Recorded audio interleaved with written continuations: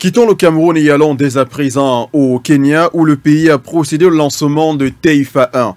Le premier satellite kenyan a rejoint l'espace ce 10 avril 2023. Un espoir pour ce pays africain dont le but est de stimuler la croissance en économie spatiale naissante dans le pays. Larissa Ntinda nous amène une fois encore à découvrir cette technologie de pointe.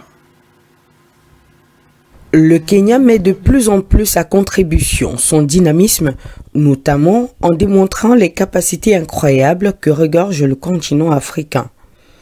Alors que le monde évolue dans une époque où l'espace est un enjeu stratégique dans de nombreux domaines à l'instar de l'économie, du numérique et de l'armée, le pays a procédé ce 10 avril 2023 au lancement de son tout premier satellite dénommé Taifa 1, qui signifie une nation en Swahili.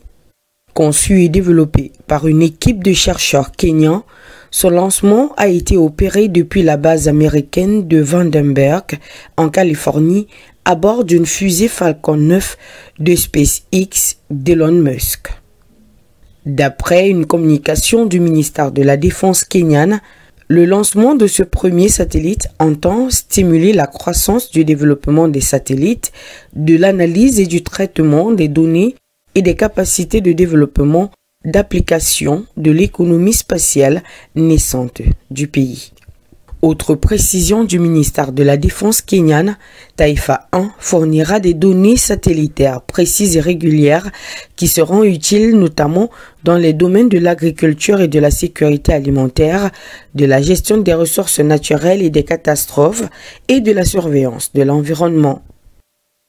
Notons que ce dernier fait partie des 21 nations africaines possédant sa propre agence et institution spatiale, en l'occurrence la Kenya Space Agency, créée en 2017. Un an plus tard, le pays a déployé son premier nanosatellite universitaire en orbite depuis la Station spatiale internationale.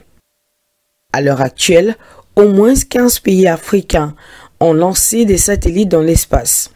Il est également prévu 125 nouveaux satellites d'ici à 2025 par 23 autres pays africains, ce qui pourrait permettre au marché spatial africain de peser plus de 10 milliards de dollars en 2024.